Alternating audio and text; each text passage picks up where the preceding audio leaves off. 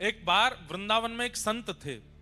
उस समय social media नहीं था, फोन भी नहीं थे। उस समय की बात, उन संत का इतना प्रचार हो गया पूरे भारत में कि भैया वृंदावन में एक संत रहते हैं, अमुक नाम के संत हैं, और भैया उनका स्वभाव, उनका विचार, उनकी शैली, उनकी बोली, उनका रूप, उनकी कुटिया, उनकी सेवा सब देखने लायक है। ऐसा लगता है कि कोई साक्षात ठाकुर जी का परम भक्त हो। चित्रकूट में एक महात्मा को उनका यश सुनाई दे गया। ध्यान से सुनिएगा। उस समय सोशल मीडिया आदि थे नहीं, गाड़ी बस भी नहीं थी, तांगे चलते थे, और दूर दूर से लोग बहुत मुश्किल से वृंदावन आ पाते थे। तो चित्रकूट में किसी संत ने उनकी जब महिमा सुनी तो उन्होंने मन में सोचा कि भाई प्राण कब तक तन में रहेंगे, उससे पहले वृंदावन जाके इन महापुरुष का दर्शन कर लेना चाहिए। चित्रकूट से निकले, महीनों चल करके वृंदावन आए। वृंदावन जैसे ही पहुंचे, बिहारी जी के दर्शन की, राधा रमण जी की, राधा वल्लभ जी के दर्शन की इच्छा बाद में थी, पहले उन महात्मा को देखना है, उनके दर्शन करने हैं। संभवतः हरे राम बाबा नाम था उनका, जो वृंदावन के महात्मा थे। तो जगह जगह पूछ रहे थे, भैया वो महात्मा जी कहाँ रहते? अच्छा, वो परिक्रमा मार्ग में चले जाओ, सीधे जाएंगे तो पानी घाट के बाद में यमुना जी के तट पे ही बाबा की कुटिया है। बोला अच्छा।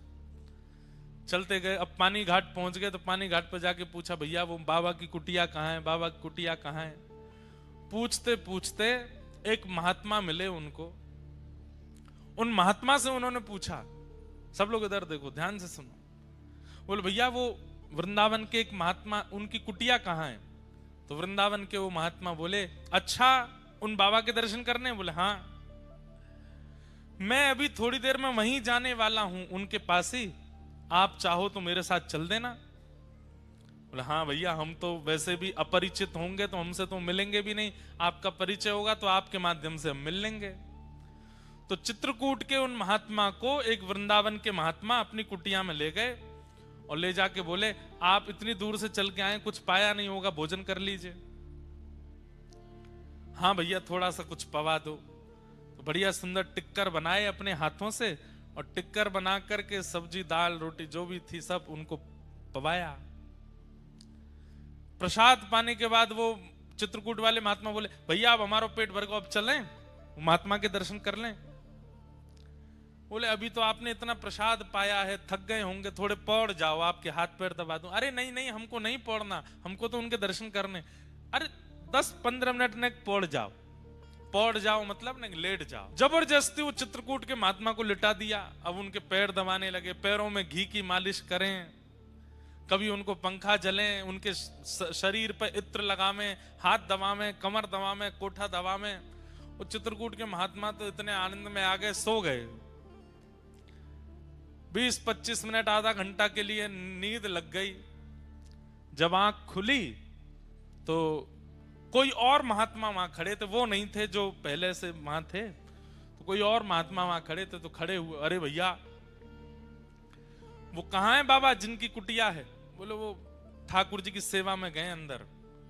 अरे भैया, हमको इतना पवा दिया, फिर सुला दिया, हम तो चित्रकूट से आए थे हरिराम बाबा का दर्शन करने के लिए, सुबह से व्याकुल, पर ये महात्मा जी देखो इतना बढ़िया प्रसाद पवाया, जबरदस्ती सुबह के मेरे हाथ पांव ऐसे बढ़िया दबाए कि मैं सो ही गया।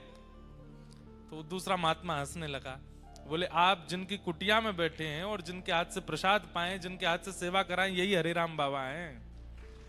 ये इतनी देर से जो आपकी सेवा कर रहे हैं, ये वही महात्मा है जिनके दर्शन को आप आए हो।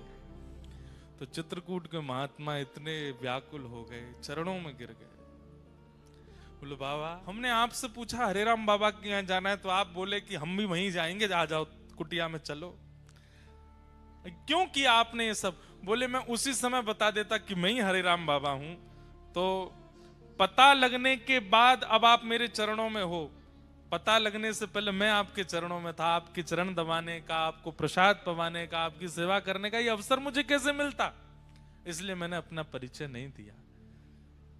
चित्रकूट के महात्मा बोले, जितना मैंने सुना था, जैसा मैंने अनुभव किया था, वो प्रैक्टिकली मैंने देख लिया कि आप कितने ऊंचे महात्मा, आपकी स्थिति क्या।